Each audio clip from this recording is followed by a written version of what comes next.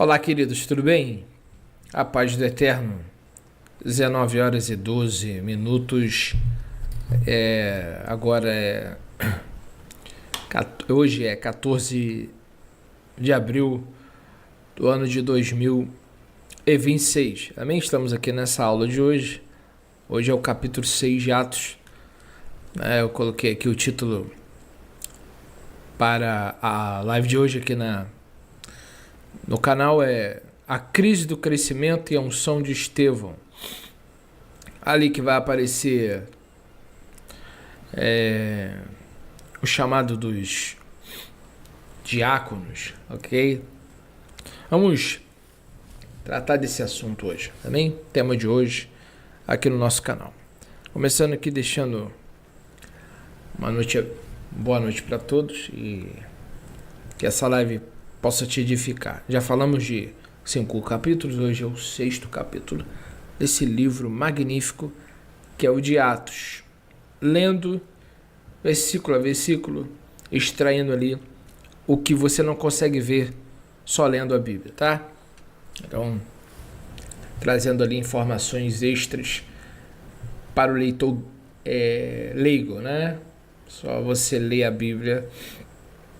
Você pegar a Bíblia aqui, aí você vai abrir em Atos, como eu fazia lá no início. Aí pego o livro de Atos, é o capítulo 6, e o 7 é o capítulo bem extenso, vai falar ali a defesa de Estevão, tá?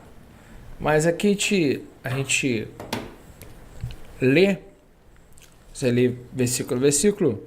Ora, naqueles dias multiplicaram o número dos discípulos, houve murmuração dos helenistas contra os hebreus, porque a viúva deles, dos helenistas, estavam sendo esquecidas na distribuição diária. Observem aqui que é um versículo. Você lê e entende? Quando você pega aqui o material, você vai entender esse versículo. Mas assim lendo fica vago. Mas trazendo esse estudo aqui, você vai entender coisas que você não está vendo ali, mas que está ali.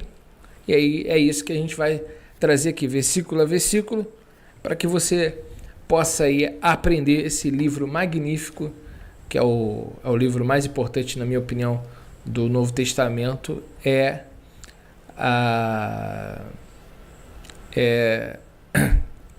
livro de Atos, ok?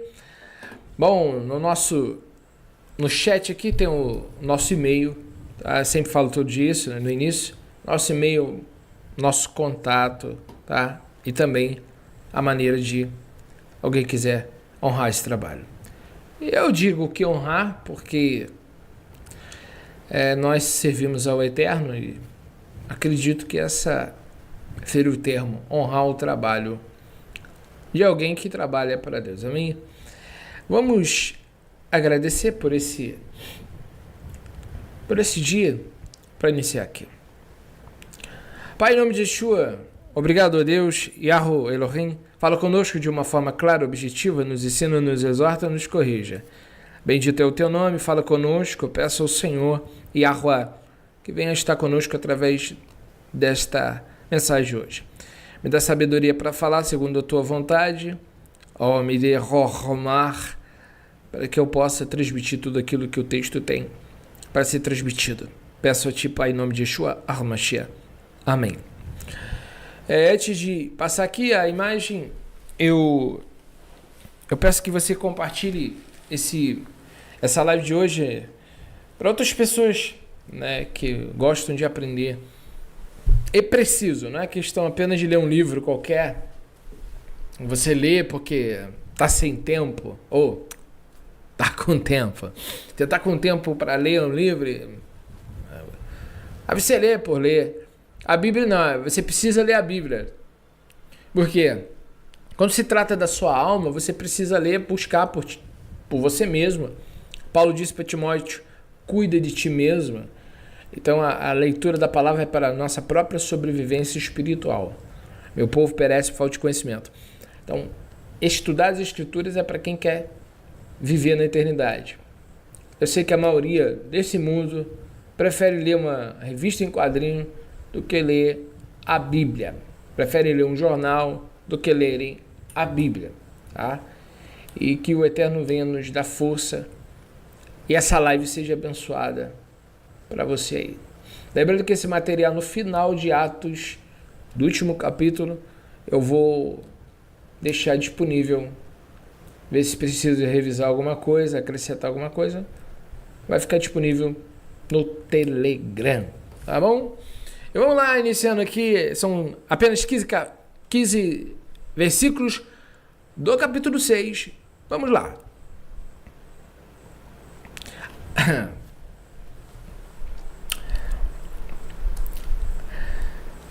Amados e queridos irmãos, preste atenção no ensino. Eu recebo perguntas de ouvintes. Hoje mesmo recebi uma pergunta de um ouvinte. Eu falo há tantos anos aqui, tem gente que me ouve há tantos anos. Certas perguntas que me fazem entender que muitos não estão prestando atenção, ou alguns não estão prestando atenção no que está sendo pregado. Se você chegar para mim e me perguntar qual é a pronúncia, a possibilidade da pronúncia do nome do Criador, se você não sabe, é porque você não assiste o canal. Eu falo, repito e repito as mesmas coisas e trago muitas das vezes argumentos para acrescentar aquilo que eu já falei, mas eu estou sempre falando. Mas se você não prestar atenção no que está sendo falado, você vai me fazer perguntas que você já deveria de saber há anos. Então, a questão, estão prestando atenção? É aqui, eu estou aqui para pregar. A obrigação de prestar atenção e absolver é tua. É você o interessado aqui em ouvir. Então, amados, existem coisas que já eram para vocês estarem ensinando e não aprender. Faz tempo que eu estou ensinando aqui. São mais de 2.000 e poucos vídeos aqui. Já é tempo das senhoras e senhores estarem ensinando o que aprenderam. E quando me fazem perguntas que é de iniciante, ou eu estou errando em ensinar, eu não estou conseguindo te ensinar, ou você não está prestando atenção. Então o ponto é, liguei a live, presta atenção. Não tem como você assistir a live e ficar no TikTok, amigo. Não tem como você assistir a live aqui da Palavra de Deus e ficar conversando. Então, o aviso que eu dou, quando vem perguntas para mim, que as pessoas não necessitariam de me perguntar, eu me pergunto quem é que está errando. É eu que estou errando. Estou falando pouco para vocês, querem que eu fale mais 2, 3 horas e repito as mesmas palavras, eu faço. Mas se você não está prestando atenção, então precisa-se ter alguém que pregue a verdade. Mas precisa-se de ter alguém que quer ouvir.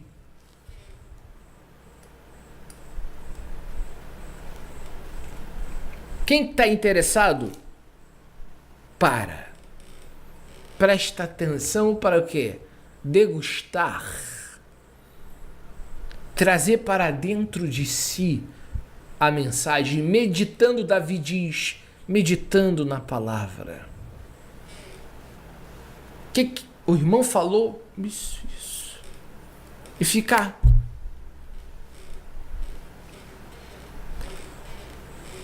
Para fazer parte de você. Preste atenção. Para que você consiga ser edificado por esta mensagem de hoje. Agora nós vamos lá. Amém? Tinha que dar essa instrução. Vamos lá. Capítulo 6. A crise do crescimento e a unção de Estevão. Vamos lá. Ora, Naqueles dias, crescendo o número dos discípulos, houve uma murmuração dos gregos contra os hebreus, porque as suas viúvas eram desprezadas no ministério cotidiano. Esse é o primeiro versículo do capítulo 6. Então, nós temos aqui gregos e hebreus. Vamos lá. Linguística, gregos, heleniston. Não eram gentios, mas judeus da diáspora, que falavam grego e liam Septuaginta. Então eram judeus que nasceram no mundo grego, falando grego, tá ok? Hebreus, hebraios, judeus locais que falavam aramaico e hebraico. Então, na verdade, aqui, no capítulo 6, são judeus, só que judeus de fala aramaica e hebraica e judeus de fala grega. Quando fala helenistas, estão falando judeus que falam grego. Quando fala hebreus, judeus que falam aramaico e hebraico. Todos ali, no capítulo 6, são judeus, tá ok? E essa informação que o texto não te dá, mas que é a verdade ali. Murmuração, gongismos. No grego, evoca o som de pombos ou um resmungo baixo. No hebraico, remete a lim, usado para a rebeldia de Israel no deserto. Quando o povo se rebelou contra Deus, era essa palavra. Viúvas, vamos analisar.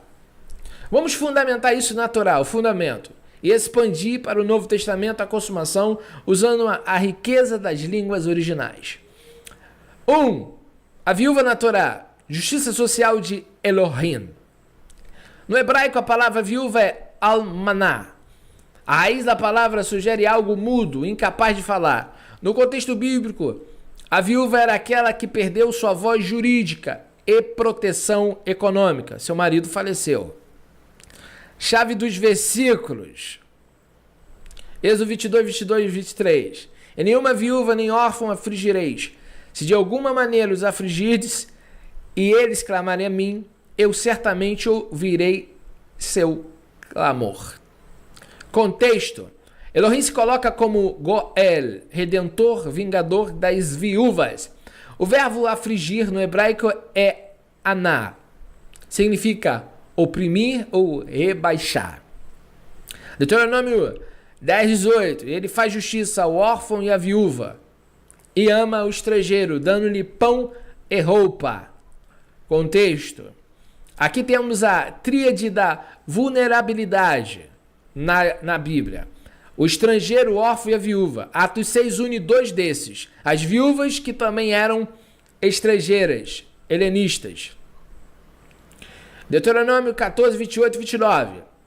Institui o dízimo trienal, que deveria ser depositado nas cidades para que o levita, o estrangeiro e o órfão e a viúva comessem e se fartassem. A igreja tinha um cuidado com a viúva, ela não tinha voz nessa época. Ok? Viúva no Novo Testamento, prática da religião pura. No grego a palavra é xerá. Significa deficientemente, indicando alguém que sofreu uma perda ou está sozinha. Tiago 1,27. A religião pura e imaculada para Elohim, o Pai, é esta: visitar os órfãos e as viúvas em suas tribulações. Linguística, visitar, no grego, episkepetomai, que significa mais do que uma visita social. É inspecionar para cuidar, prover e proteger. É a mesma raiz de episcopos, bispo, supervisor. É ir lá ver, examinar como ela está vivendo, para cuidar dela, para assisti-la. 1 Timóteo 5, 3, 16. Este é o manual mais completo do Novo Testamento sobre assistência às viúvas, o catálogo. Paulo instrui que a igreja deve ter uma lista, um cadastro oficial de viúvas que realmente necessitam de apoio. Isso mostra que a estrutura que começou em Atos 6 se tornou uma instituição organizada na igreja primitiva. Cuidar de viúvas era algo sério na igreja primitiva, e aqui eu faço uma ressalva aqui. Paulo diz que quem tem filhos, que os filhos cuidem da viúva para não sobrecarregar a igreja.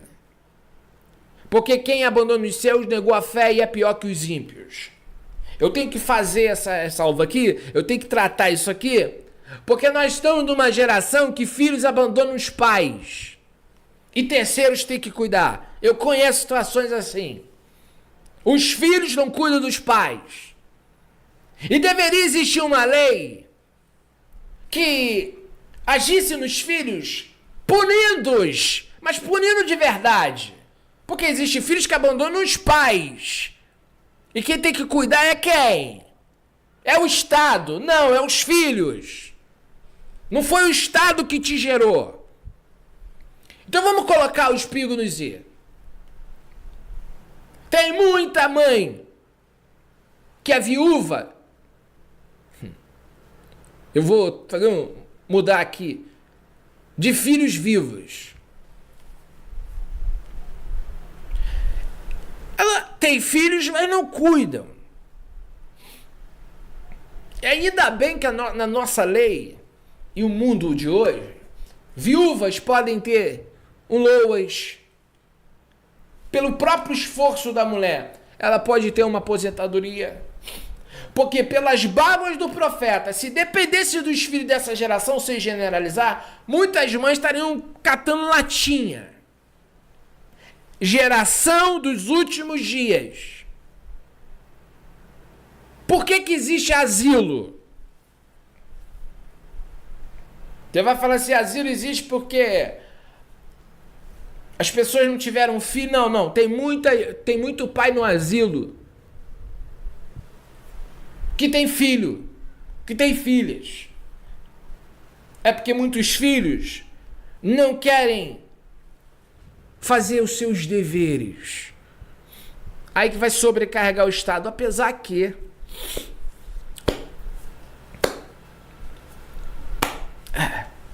mas enfim, voltando ao tema.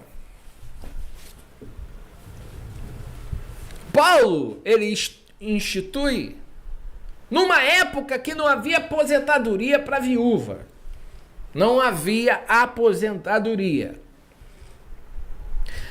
A igreja contemporânea, e desde o Concílio de Nicéia, o ponto central é, hoje, na época que vivemos, muitas viúvas têm seu salário. Então não precisa da igreja. Muitas viúvas têm o seu salário. Não precisa da igreja, correto? Okay. Eu te pergunto, o dízimo era para cuidar da viúva, do órfão. E por que órfão? Estão tratando de pessoas abaixo de 20 anos que não tinham os pais. Porque o órfão pode ter 40 anos. Ele não tem os pais. Mas esse órfão que a Bíblia está falando é aquela criança. Aquela pessoa que não pode prover seu próprio alimento. Então está falando de crianças que perderam os pais.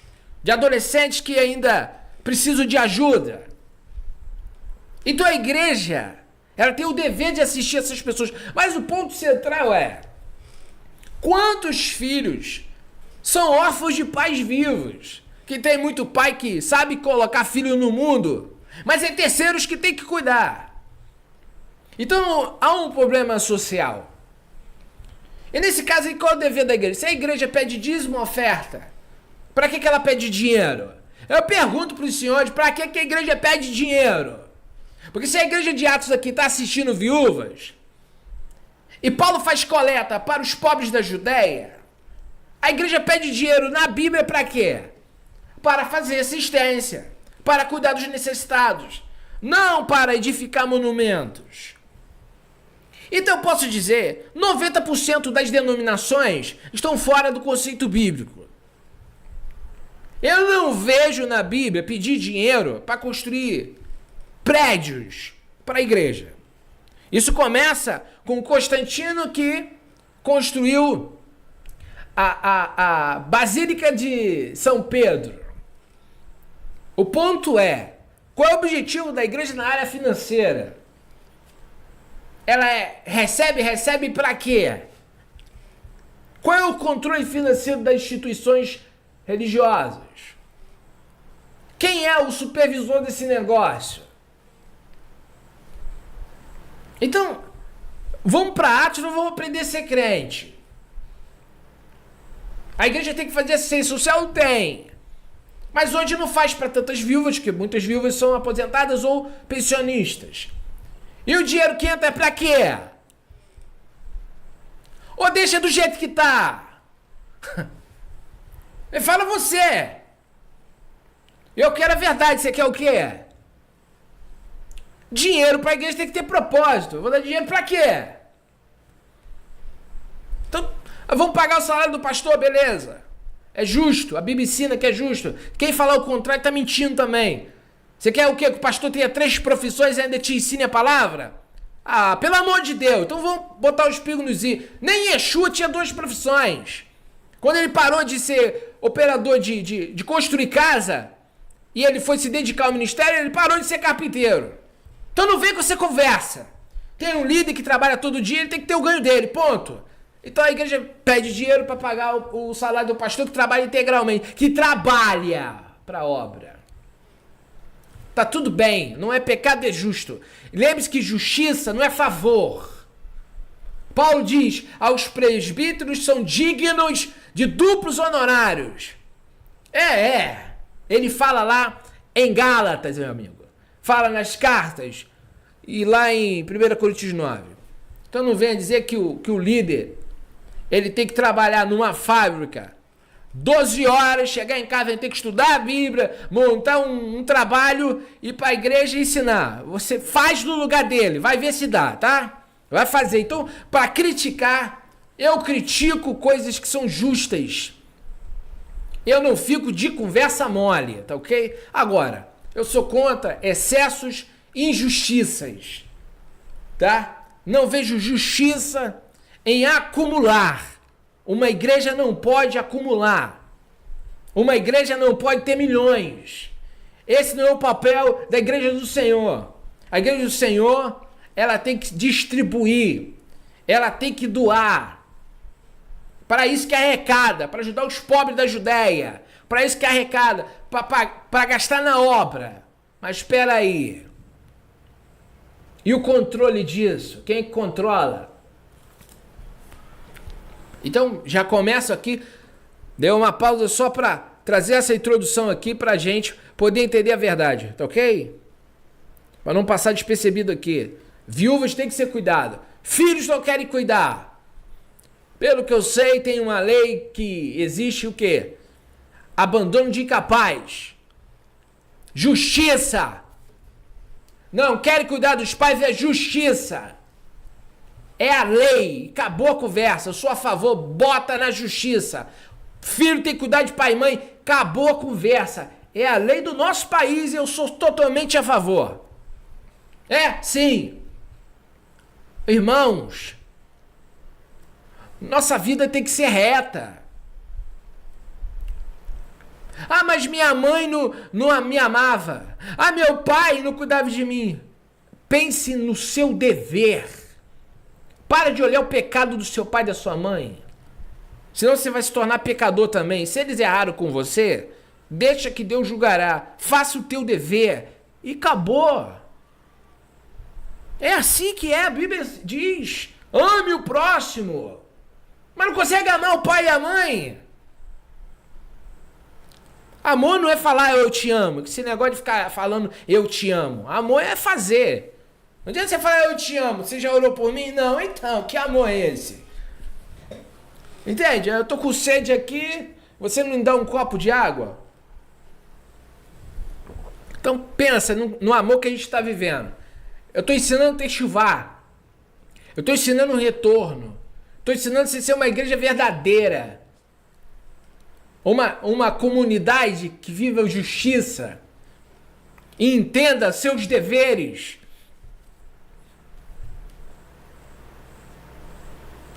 Amém? A igreja de Atos tinha assistência social diariamente. Então, recursos para a igreja é para ajudar a própria comunidade.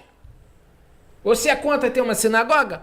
Não. Desde que todos concordem com isso e todos primeiro sejam assistidos. Não posso construir uma parede se tem um irmão passando fome. Tá sobrando dinheiro. quero construir uma choupana para me reunir. Sem problema, vai lá construir uma choupana. Se é um lugar reservado, é isso que você quer? Tá bom, vai lá, choupana para vocês lá se reunir. Bota as cadeirinhas, amém. Tá bom demais. Deus habita dentro de mim, não é no templo. Agora, recursos da igreja é para assistência do povo. Acabou a conversa. Isso está na palavra. Estão usando o nome do Senhor para coisas erradas. O nome do Senhor está sendo blasfemado por causa de lideranças avarentas, que infelizmente não vale nem a pena eu ficar falando aqui. O ponto é, muita coisa que se chama cristianismo nunca foi cristianismo. E muitos que se titulam como líderes nunca foram homens de Deus. Porque o nosso Senhor andava como os outros.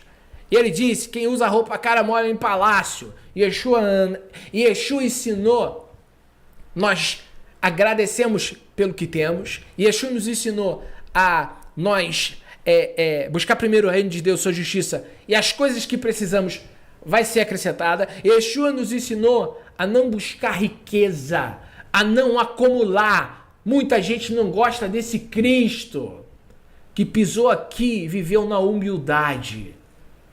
E ele disse quão difícil é um rico entrar no reino de Deus. Tem muita gente priorizando o mundo. Yeshua não ensinou a pobreza, não. Ele ensinou a verdadeira prosperidade. A verdadeira prosperidade é ter Deus primeiro na tua vida. É ter o Espírito de Deus. Primeiro é ter o céu. Primeiro é a salvação. Tudo que você precisar, Deus vai trazer. Manutenção. Yeshua disse sobre ter manutenção. E ele fez críticas a quem quer acumular. Ao ponto dele falar uma parábola, ensinando que o homem que já tinha um celeiro queria juntar mais, ia derrubar aquele celeiro. Imagine o celeiro como um banco. Um banco que só pode depositar R$1.000, R$10.000.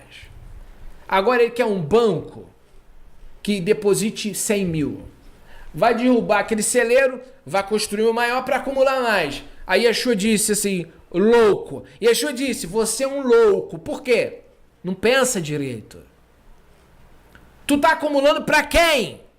É isso que Yeshua está falando. Você não está pensando na manutenção diária. Você está pensando em juntar. Você não sabe nem para quê.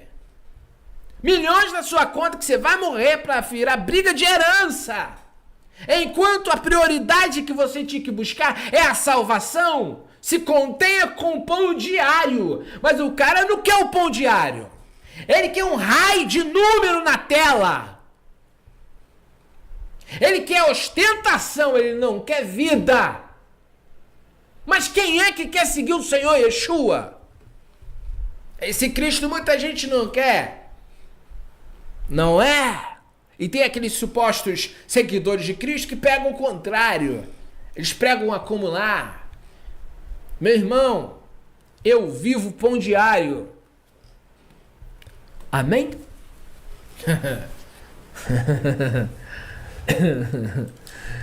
Graças a Deus. Vamos voltar aqui. Vamos lá. Então veja só. Se tornou uma instituição organizada a cuidar de viúvas. Lucas 20:47. Yeshua condena severamente os escribas que devoram casa de viúvas. Eu vou ter que contar um caso aqui. Yeshua condenou quem devorava a casa de viúvas. Um dia eu estava dirigindo uma congregação no ano de 2014, e lá tinha uma viúva de 110 anos. Um dia eu cheguei para fazer o culto, que o salãozinho era dela alugado. Aí quando eu cheguei para fazer o culto, antes eu passava lá, e eu vi que ela estava chorando. Eu disse, irmã, por que a senhora está chorando? Ela disse, ô irmão, eu estava aqui com o dízimo que eu ajunto para dar para a igreja que eu congrego. Falei, tá. Só que eu precisei usar o dinheiro para cuidar do meu filho. Precisou fazer um exame, eu dei o dinheiro para ele fazer o exame. E eu falei, tá. Mas por que a senhora está chorando? Porque o pastor veio aqui, a esposa do pastor, para pegar o dinheiro. E eu não tinha o dinheiro. E eles vêm dar a Santa Ceia, que ela mesmo tinha que comprar, o suco e o pão, para eles orar e dar para ela. E eu disse para ela que eu não tinha. E a mulher do pastor me disse que eu não fizesse isso mais porque eu estava roubando de Deus.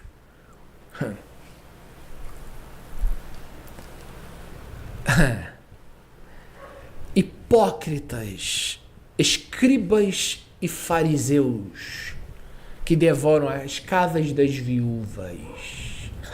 Eu disse, minha senhora, tá tudo bem, a senhora usou pro certo. Na Bíblia era para a igreja te assistir. Então, irmãos, eu orei para aquela senhora, vida que seguiu.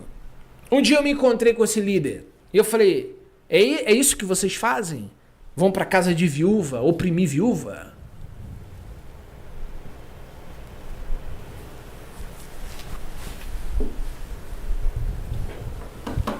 Eu dou dízimo. Dou porque eu entendo que eu tenho que fazer alguma coisa. Então eu tiro 10% do que Deus me dá e eu vou dar para alguém que Deus mandar. Porque o reino de Deus é cuidar de vida, não é de CNPJ. Cristo morreu por pessoas, não foi por prédio. Então eu cuido de vidas. Eu faço assim. Agora eu não posso condenar uma pessoa que não deu na instituição e deu para ajudar um filho e falar que essa pessoa está cometendo um pecado. Sabe? Tudo é gradual. Nem sempre eu dei 10%. Isso foi as experiências. Não porque exatamente está escrito, porque você não acha dízimo e dinheiro na Bíblia. Dinheiro em dízimo é concílio de Macom. Mas entendo eu que Deuteronômio 6,5 diz: Amarás verá vetá, et Yahweh Elohecha, berol levaverá, uverol nafshecha, uverol meoderra. Meoderra, meode, extremamente, os rabinos associam a força ao trabalho. Amar a Deus com o interior, a fonte das intenções, dos pensamentos e da vontade. Amar com a nefesh todo o seu corpo, toda a tua existência física, todos os atos do corpo, da ação humana. E quando entra meoderra, pode ser traduzido por extremamente muito, mas isso é uma poesia. Por dentro, por fora, total. Começa lá dentro, ninguém vê. Vai para o exterior, que é possível ver, deve-se ver naturalmente. E vai se tornar extremo, o total. Então você honra a Deus com todas as áreas da tua vida, por dentro, por fora, total. E sim, inclui recursos financeiros, não tem como negar isso. As ofertas eram dadas como? O anjo trazia cabrito, ovelha? Não, quem ofertava era o próprio produtor. A oferta de primícias, as ofertas ossadas, tudo que era dado no templo saía de recursos do próprio povo. E era um serviço a Deus. Então, evidentemente que não deixou de existir serviço a Deus com os nossos recursos. Não viaja, não é porque o dízimo em dinheiro foi instituído por Roma que eu não tenho que fazer nada. Agora, eu não vou usar Malaquias 3,10 para oprimir o povo. Eu vou falar a verdade. Eu entendo claramente pela Bíblia que nós cooperamos na obra de Deus com nossos recursos para a obra de Deus. Assim como quando Deus mandou fazer o tabernáculo, ele disse, cada um traga segundo o que propôs no coração. E Paulo, quando vai pedir coleta, ele diz, cada um dê segundo sua prosperidade. Segundo o que você tem. Você não tem, você não dá nada. No reino de Deus é isso. Deus não vai exigir o que você não pode. Só o que você pode. E ponto final. Amém? Eu só posso dar R$1. Olha, Yeshua disse, Ele estava olhando para o gasofilaço, ele viu uma fila de gente, ele viu ricos dando um pacote de dinheiro, ele viu uma viúva com 2 moedinhas. Ele disse, a viúva deu mais do que todos os outros. Ela deu tudo que tinha, os outros deram o que sobrava. É muito fácil o cara que ganha 1 milhão dar 10 mil. Parece muito, mas não é. Muito é. Eu tenho 100 reais, eu dar 50. Aí é difícil, né, meu camarada? Agora, você tem 1 milhão e dá 10 mil, mole, mole, filhão. Mole, mole. Você tá dando o que tem sobrando. E você acha que Deus vai pedir para nós só quando tá sobrando? Você então nunca passou experiências com Deus. Eu já. E muitas das vezes Deus mandou fazer quando eu não tinha. Quando eu não tinha. Um ano em 2015, recebi o salário, tirei 130 reais para me abençoar uma pessoa que estava enferma. Me sobrou os 30, 40 reais. Quando eu fui sair do carro, o Eterno disse no meu coração, pega mais 15 e dá. Quando eu tirei os 15 e botei junto com 135, eu não sei com exatidão o número, tá? Era por volta de 135, 125, não sei exato. Mas eu sei que eu tinha que botar mais 15. Eu sei que me sobrou 20, 30 reais. Cheguei na porta da pessoa, entreguei. 2015. Um ouvinte que eu nem sei quem é, me mandou uma mensagem 20 minutos depois que eu cheguei em casa. Entreguei o dinheiro e vim pra casa. Eu vim feliz e vim triste. Por quê? Ao mesmo tempo que eu doei aquele dinheiro, era só o que eu tinha. Eu ia ficar com os 20 para passar ali. Mas aí entra o sobrenatural. Sentei para tomar um café, alguém me chama no Facebook, no Message, e me diz, olha, irmão Felipe, me chama de Rocha, irmão, tudo bem com o senhor? Eu falei, tudo bem. Olha, eu quero te dar uma oferta. E eu falei, amigo, eu prego de graça. Eu falei, eu sei, eu assisto você. Eu falei, tá, é voluntário. Eu falei, eu tô sendo abençoado e quero te abençoar. Eu falei, tudo bem. Insistiu, mandei a conta, me mandou R$2.500 em 2015. Uma semana depois, me mandou R$500 e sumiu, não sei quem é. Eu só sei que o testemunho é esse. 20 minutos depois, Deus me surpreendeu. Mas eu não dei o que estava sobrando. Só que o povo não entende os mistérios de Deus. Só que no ano de 2009, eu estava dentro de uma Assembleia de Deus, eu tinha R$250 na conta no Banco do Brasil. Quando eu cheguei naquela igreja, Deus falou no meu coração para dar esses 250 e ir lá no banco tirar e dar para aquele profeta que estava pregando, aquele irmão. Por sinal, um homem de Deus. E aí eu me acovardei e fui para casa. Naquela semana fui no Banco do Brasil, quando cheguei lá, o dinheiro não estava mais lá. O banco cobrou as taxas atrasadas. Eu precisava cobrir um cheque. E eu tive que se virar e conseguir o dinheiro. O ponto eu aprendi.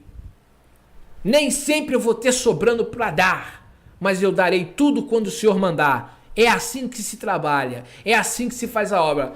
Muitas das vezes, eu vou dizer uma coisa para você. Quem ajuda esta obra, na maioria das vezes, são pessoas que são pessoas do povo. Quem ajuda qualquer trabalho, na maioria das vezes, são pessoas que não têm. E eu sei o que eu estou falando. Tá? Então, o ponto é, muitas das vezes, Deus vai testar, é quando você não tem, é aí que você vai ter que dividir o pão com o teu vizinho. Tem muita gente que não divide, não. Eu só tenho para mim, se vira você. Yeshua ensinou a dividir. Muita gente não está passando no teste. Não. Não estamos falando de dinheiro. Estamos falando de obediência. Deus não precisa do teu dinheiro. Ele não precisa. Ele manda anjo. Eu já ouvi testemunho de anjo levar comida, levar compra para crente. Eu já vi história de anjo que levou dinheiro. Eu já vi história de Deus mandar um vento com dinheiro, caranguejo carregando bolo de dinheiro na mão. Testemunhos. Deus não precisa do homem para fazer mistérios, mas ele usa o homem. O ponto é o seguinte, as pessoas estão muito erradas nos conceitos delas. Sabe da igreja cristã? cheio de traumas, porque é fato que muita gente quer oprimir com Malaquias 3:10, cheio de feridas, mas acha que acabou. Ó, lá no não, vamos. Irmão, no cristianismo tem muito erro? Tem. Mas a verdade sendo ditas, não é porque tem enganos que tudo vou jogar fora. O que você aprendeu lá de bom? Eu guardo pra mim. O que você aprendeu de verdade? Eu guardo pra mim. Eu não descarto tudo. Eu não posso. Porque querendo ou não, existem verdades fragmentadas no sistema. O que eu tenho que fazer é ter um filtro. O que eu aprendi de certo? Que bate com a Bíblia. Vou ficar. Não bate com a Bíblia. Não vou ficar. É assim que você filtra. Você não pode, por exemplo, as línguas espirituais. Fui batizado sozinho dentro de um quarto, 4 horas da manhã, orando. Então os dons são reais. Não é porque eu saí da Assembleia de Deus lá atrás que eu larguei os dons. Eu acredito no mistério, eu acredito na profecia, eu acredito na visão, e Deus já me usou em tudo isso e eu continuo crendo. Eu já vi mistérios. E sempre na oração no Telegram, de vez em quando Deus está me mostrando alguma coisa. Às vezes a vida dos próprios irmãos. Já teve situação do irmão pensar e Deus me usar para falar com o irmão. Então eu acredito totalmente nos dons. É sim, é claro que eu acredito. Minha vida é baseada na oração e no mistério. Então eu acredito totalmente nos mistérios de Deus. Deus fala através de seus profetas. Existe isso, é real. Agora, o que eu vou tirar da minha vida? O que não é. Amém? E vou ficar com o que é. Aprendeu? Então, esse conceito que eu quero trazer aqui. Deus, muitas das vezes, ele faz da maneira diferente, tá? Vamos lá. Conexão com Atos 6. Estevão estava diante desses mesmos líderes, seus sucessores, que Yeshua condenou. A igreja estava fazendo exatamente o oposto. Enquanto o sistema religioso devorava, a igreja servia. Aí tá vendo a palavra diácono? A palavra diácono vem de servo, tá? Então eu vou falar uma coisa pra você. Enquanto os líderes lá, os fariseus hipócritas do sistema religioso, estavam devorando as viúvas, a igreja verdadeira, glória, servia. Só que só é possível servir. Aí tem que voltar aqui. Como que eu vou fazer assistência social pros irmãos sem ajuda? Meu irmão, veja, a igreja está servindo. Eu estou aqui servindo. Mas o ponto central é como que eu vou ajudar pessoas sem recursos. Então, se tem uma viúva ali que está precisando de ajuda, a igreja é só eu? É só eu? Não. A igreja é nós. Então, o ponto central, nós temos obrigações com os necessitados e ponto final. Ok? Agora, voluntário. Quem entende o mistério, segue o mistério. Amém? Vamos lá. A igreja servia. Complemento linguístico de Atos 6, verso 1. E naqueles dias, crescendo o número dos Talmidim. Matetes. Matetes. No original, a palavra é esta. Matetes. Quer dizer, discípulo. Não é apenas um aluno que aprende fatos intelectuais. Um matetes é um aprendiz ativo, alguém que adere totalmente a um mestre para aprender o seu modo de vida, suas práticas, seus ensinos. Então quem está chegando aqui vai aprender conosco como é que se faz, ok? E vai fazer. No mundo grego era usado para seguidores de filósofos, como Sócrates ou Pitágoras, ok? Raiz hebraica, Talmud. Como Lucas está descrevendo um contexto judaico em Jerusalém, o conceito por detrás de matetes é o termo hebraico Talmud. Talmud no plural. Etimologia vem da raiz lamed, que significa aprender ou ensinar. É a mesma raiz de Talmud. Conceito de Talmud. Na tradição judaica, ser um Talmud de um rabino significava mais do que saber o que o rabino sabia. Não é só passar ensinamentos intelectuais. Significava fazer o que o rabino fazia. Eu aprendo o que ele está fazendo para eu fazer o que ele faz. Expressão tradicional. Existe uma bênção judaica antiga que diz que tu sejas coberto pelo pó dos pés do teu mestre. Isso descreve o discípulo que segue o mestre tão de perto que a poeira levantada pelas sandálias do mestre acaba sujando suas vestes. Tá andando, eu tô vendo. Tô andando, estou experienciando o que ele faz. Contexto histórico e extrabíblico. Transição de nome. Note que em Atos 6 eles ainda não eram chamados de cristãos. Isso só ocorreria e ocorrerá ali no capítulo 11. Eles eram conhecidos como os do caminho, Haderer, ou simplesmente os discípulos. Multiplicação. O versículo diz que o número de discípulos crescia. A palavra grega pletinoton. No hebraico, isso remete à promessa de Elohim a Abraão sobre multiplicar sua descendência. Lucas está sinalizando que a igreja é a continuação das promessas feitas aos patriarcas. Perigo da quantidade. Na tradição dos sábios de Israel, um grande número de talmidim, de discípulos, exigia uma estrutura de ensino e cuidado muito maior para que a essência do ensinamento, a Torá de Yeshua, não se perdesse. É por isso que a murmuração das viúvas não era apenas um problema de comida, era um problema de discipulado. Se uma parte da comunidade está sofrendo, o ensinamento do mestre sobre o amor não está sendo praticado. Então, não pode haver sofrimento da comunidade, porque senão tem alguma coisa errada. Contexto histórico e tradição. No judaísmo, o cuidado com a viúva era sagrado, almaná.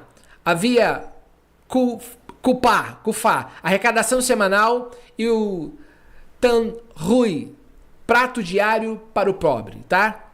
Conflito aqui é cultural. Os locais estavam priorizando os seus e esquecendo as viúvas que vinham das terras estrangeiras. Estava priorizando as pessoas do local ali. Amigo do amigo, colega do colega. Não pode. É para todo mundo, tá ok? Resumo do conceito. Ser um discípulo, Talmud em Atos 6, significava que aquelas pessoas haviam deixado suas antigas interpretações do judaísmo para seguir a halahá, modo de caminhar de Yeshua HaNotziri. Yeshua de Nazaré. Então aqui, veja que até aqui, ó, foi só o primeiro versículo ainda. Quanto aprendizado em um versículo, hein? Olha, não é? É ou não é, meu amigo? Agora vamos pro versículo 2. Agora nós estamos no segundo versículo. Os 12, convocando a multidão dos discípulos, disseram: não é razoável que nós deixemos a palavra de Elohim e sirvamos as mesas. Servir, diaconem, da origem da palavra de diácono, né? A origem da palavra diácono. Significa atravessar a poeira para servir alguém. Logos. No pensamento judaico, logos é um meira. A manifestação ativa da vontade de Elohim. Menra, ou menra. Etimologia. Aramaico.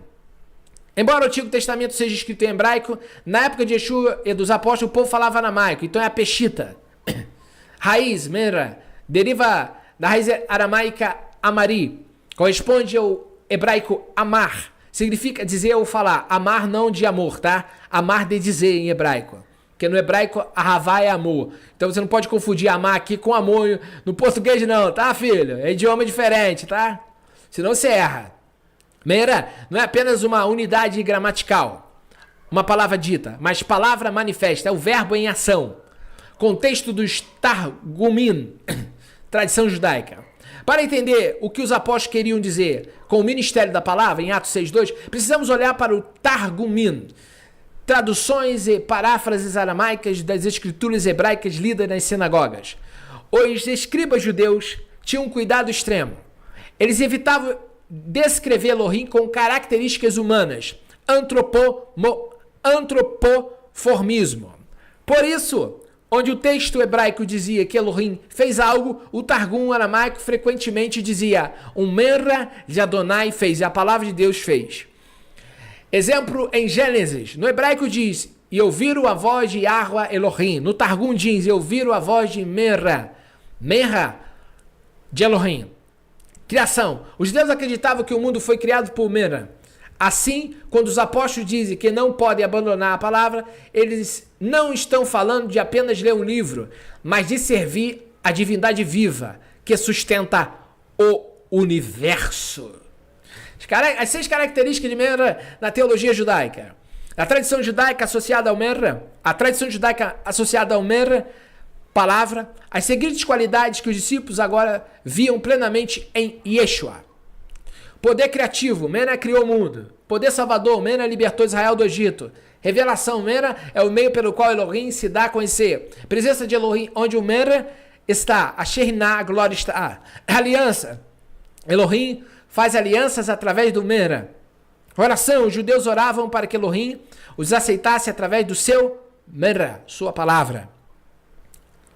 Conexão com Atos 2, Atos 6.2. A conexão com Atos 6.2. Quando os 12 dizem, não é razoável que deixemos a palavra, logos em grego, Mera, no pensamento deles, de Elohim, eles estão afirmando. Nossa propriedade é manter viva a revelação viva de quem Elohim é e do que ele fez através de Yeshua, um Mera encarnado. Se pararmos de pregar para apenas administrar comida, estaremos silenciando a própria voz criativa e salvadora de Elohim na comunidade. Então não podemos parar de pregar só para fazer de tzedakah. Contexto. Os apóstolos entendem que a administração financeira e logística, servir mesas, é um ministério, mas não pode suplantar o ensino das Escrituras. Versículo 3. Escolhei, pois, irmãos, entre vós 7 homens de boa reputação, cheios do Espírito Santo e de sabedoria, os quais constituamos sobre este importante negócio. Linguística, reputação, em grego, martiromenos, literalmente aqueles de quem se dá testemunho. Espírito, pneuma, rua. Exige que os administradores tenham a mesma unção profética que os pregadores. Tradição judaica. O número 7 é fundamental. Nas comunidades judaicas, conforme o historiador Flávio Joséfo, né, segundo essa tradição da comunidade, era costume eleger 7 homens da cidade, Shiva Tovei Ha'ir, para gerir negócios públicos e caridade. A igreja mantém a estrutura administrativa que os discípulos já conheciam das sinagogas. Eles são judeus, óbvio, né? É dos judeus que vem a salvação, óbvio, né? Então a igreja começa com os judeus usando a própria tradição. Aprendeu, irmão? Versículo 4. Mas nós perseveraremos na oração e no ministério da palavra. Tefilot, oração. Contexto judaico, isso envolve tanto as orações linguísticas, no contexto judaico, isso envolve tanto as orações da liturgia das horas, litúrgicas, 9, 12 e 15, 9 da manhã, terceira hora do dia, sexta hora do dia, nona hora do dia, quanto a intercessão espontânea, a oração que você faz espontânea. Então, no templo havia oração 9 da manhã, meio-dia e 3 da tarde. Essas orações, tefilá, litúrgicas do templo. E também a oração espontânea que o povo faz. Então, no contexto judaico, tinha a oração do templo, tá ok? Fora as orações que qualquer um podia fazer durante o dia. Contexto, o equilíbrio entre avodá, serviço sagrado, adoração, e gemilut, ha-sadim, atos de bondade e serviço social. Vamos ao versículo 5. E este parecer contentou a toda a multidão. Elegeram Estevão, homem cheio de fé e do Espírito Santo, Filipe, Prócoro, Nicanor, Timão, Parmenas e Nicolau, prosélito de Antioquia. Linguística, Estevão, significa coroa, grinalda de vitória. Prosélito, Ger, um gentil convertido ao judaísmo. Fato curioso, todos os 7 nomes são gregos. Para resolver a queixa dos judeus helenistas, a igreja escolheu líderes que falavam a língua deles, demonstrando um espírito de reparação e amor. Veja só. Viu o que eu te falei no início?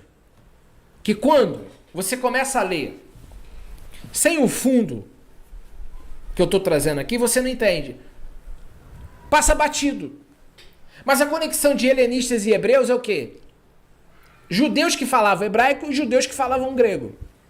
Então a igreja escolheu 7 judeus que falavam grego para reparar aquilo que eles estavam reclamando.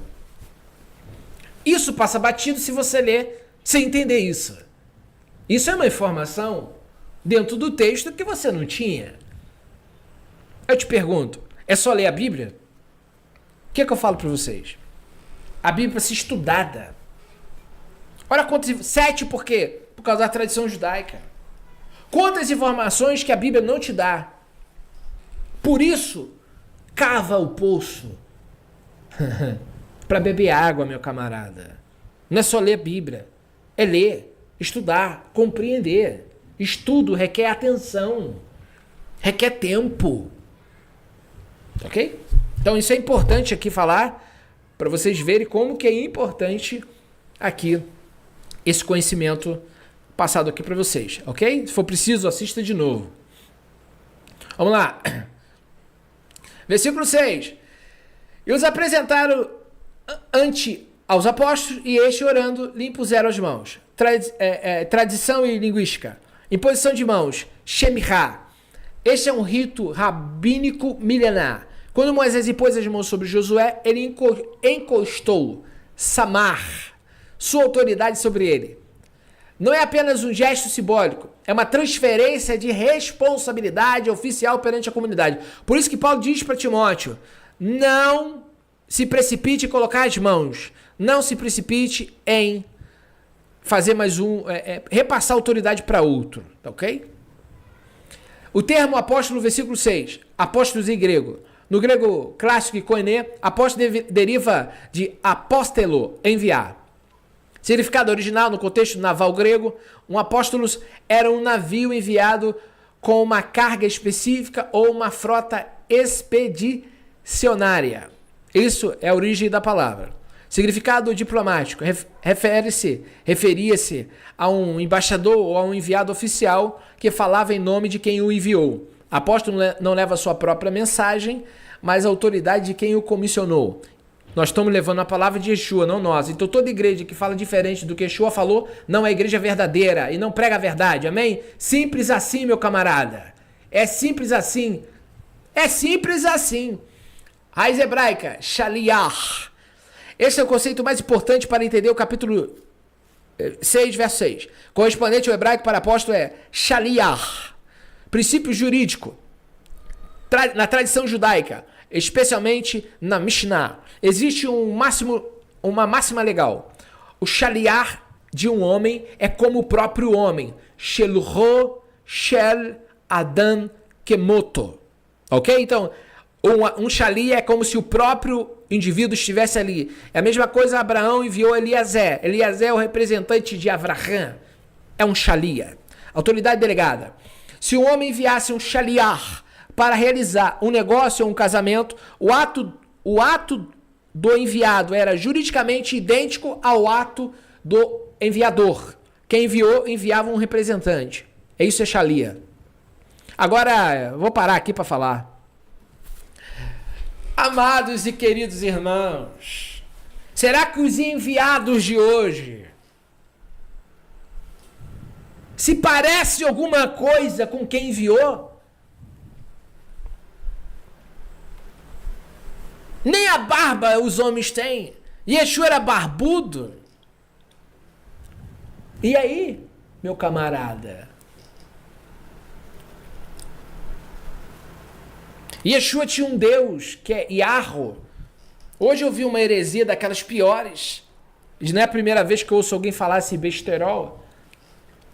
Quando você ouvir alguém falando que o Deus do Antigo Testamento não é o mesmo do Novo, eu vou te dar um conselho. Corre, pula este vídeo. É heresia da braba, é blasfêmia. Tem muita gente blasfemando quando dizem que o Deus do Antigo Testamento é diferente. Estão blasfemando. Esses são os nécios, neófitos, que não entendem nada da palavra. Fuja desse tipo de gente. Essa gente é perigosa para pregar heresia, tá? Aqui eu tô dando conselho, foge disso aí. Tenha cuidado. Então, se o shaliach é o representante daquele que enviou, a mensagem tem que ser a mesma. E Yeshua pregou o quê? O que é que ele falou? A gente tem que só repetir o que ele disse e viver como ele viveu. Ah, mas hoje o que, meu irmão? Deus não mudou. Eu tenho que ser o que Yeshua foi. Paulo disse, sede os meus imitadores como eu sou de Cristo. Meu amigo, tem muita coisa aí que não é cristianismo, não. É religião de Roma. Cristianismo primitivo é o que eu estou pregando. O cristianismo verdadeiro, o homem casa uma vez só. O homem de Deus não fica divorciando e casando de novo. Quem fica casando, divorciando, não é convertido. Tá ok? O verdadeiro Messias é o da Bíblia. Então tem muito Messias por aí que inclusive está pendurado numa cruz que não é o da Bíblia, tá? Que ainda estão pendurando ele na cruz, ok? Mas vamos voltar aqui que o tema é outro. Vamos lá. Quando os 7 homens apresentados aos apóstolos, os Shalichim de Yeshua, eles estão sendo integrados a uma cadeia de autoridade que remonta ao próprio Mashiach. Yeshua enviou os 12 e os 12 enviaram os 7.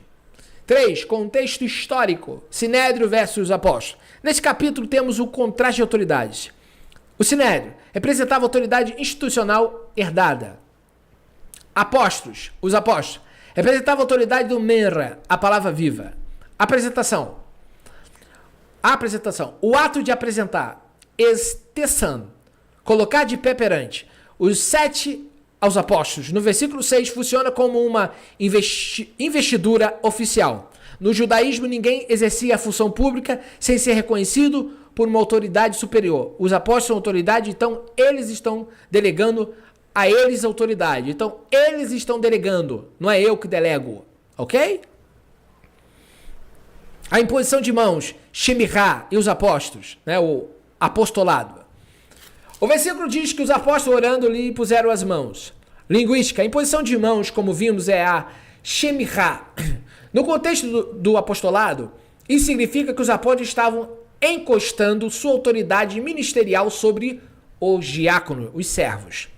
Diferenciação, os 12 mantêm o título de apóstolos, os fundadores, as colunas, enquanto os 7 recebem a função de serviço, mas ambos operam sobre a mesma autoridade da Ruá, do Espírito. Versículo 7. E crescia a palavra de Elohim em Jerusalém, se multiplicava muito o número dos discípulos, dos Talmidim, e grande parte dos sacerdotes obedeciam à fé. Então, a palavra de Elohim crescia, em Jerusalém se multiplicava o número dos discípulos e grande parte dos sacerdotes obedeciam à fé. No contexto histórico, havia cerca de 18 mil sacerdotes e levitas na época. Muitos eram da classe baixa, sofriam com a opulência dos sumos sacerdotes, saduceus. Ao verem a justiça social da igreja, muitos entenderam que Yeshua era o cumprimento da Torá. Verso 8. E Estevão, cheio de fé e de poder, fazia prodígios e grandes sinais entre o povo. Linguística, poder, dunamis, força explosiva, capacidade de realizar o impossível. Sinais, semeia, ot em hebraico. No pensamento hebraico, um sinal não é apenas um show de mágica, é uma evidência que aponta para uma verdade maior. Verso 9.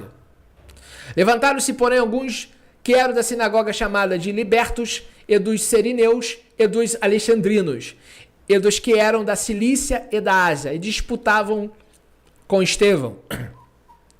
Sinagoga, raiz. Então, aqui aparece a palavra sinagoga. Aqui, ó. Vamos trazer aqui a raiz.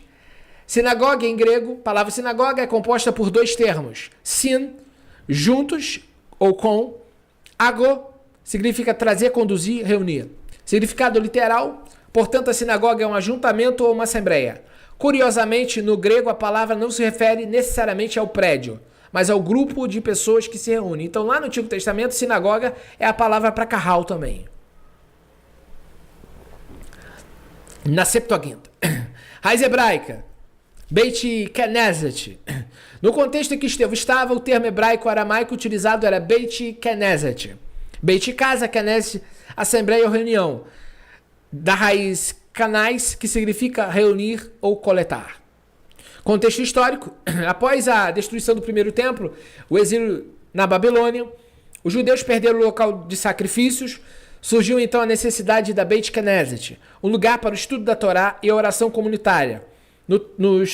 no tempo de Atos, o templo existia ainda, o segundo, mas as sinagogas eram os centros locais de ensino.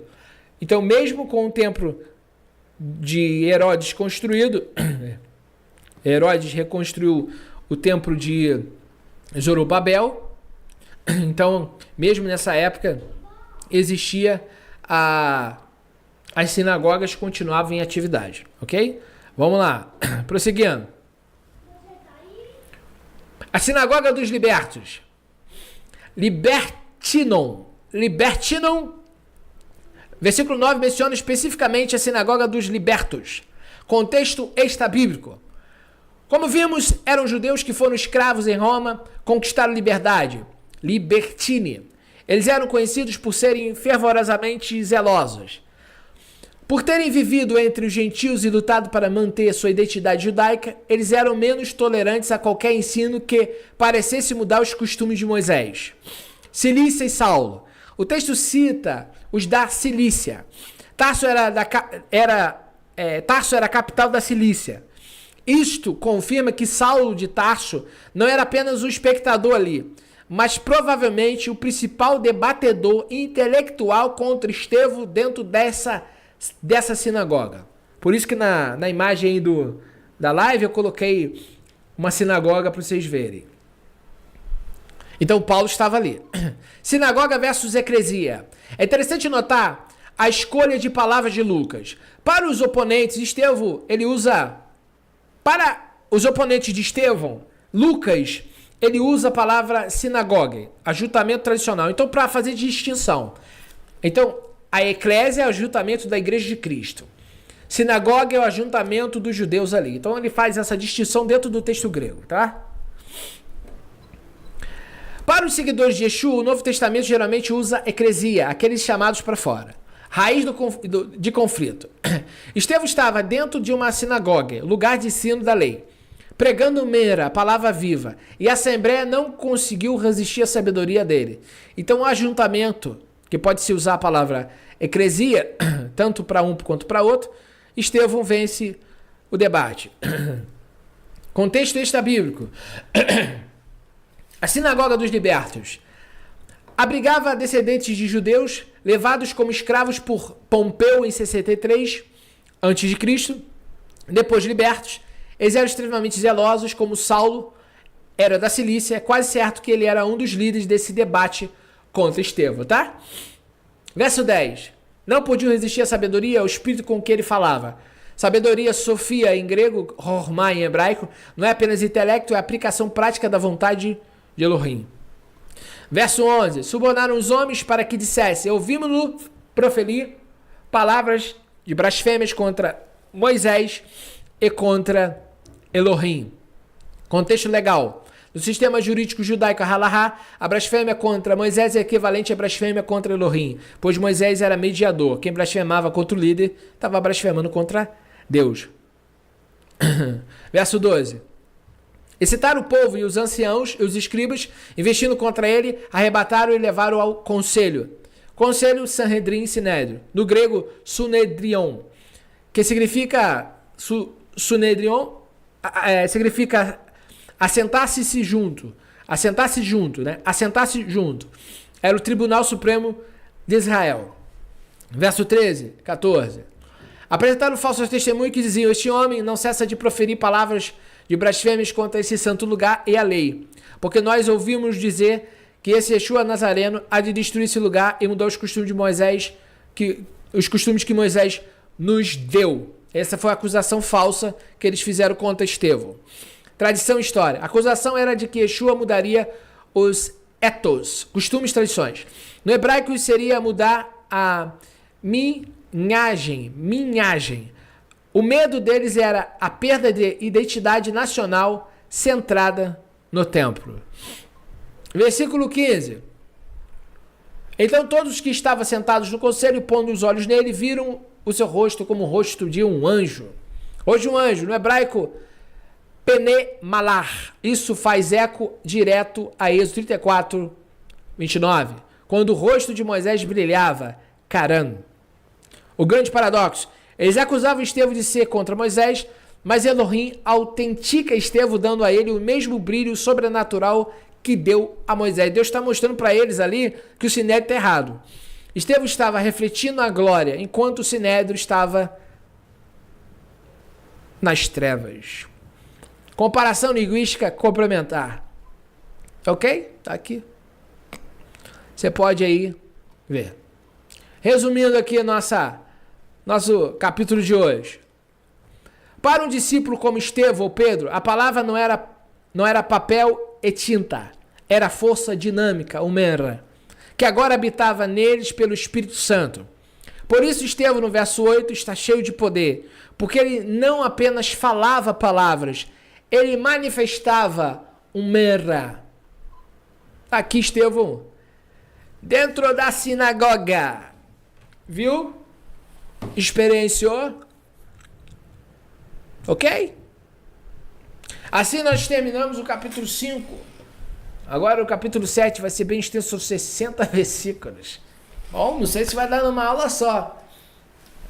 Mas ainda vamos preparar esse material aqui, que é um material diário. Ok? Vou preparar com cuidado esses 60 versículos aí da próxima aula. Então, amados, essa aqui foi a aula de hoje. Foi vasto aqui de conhecimento para você.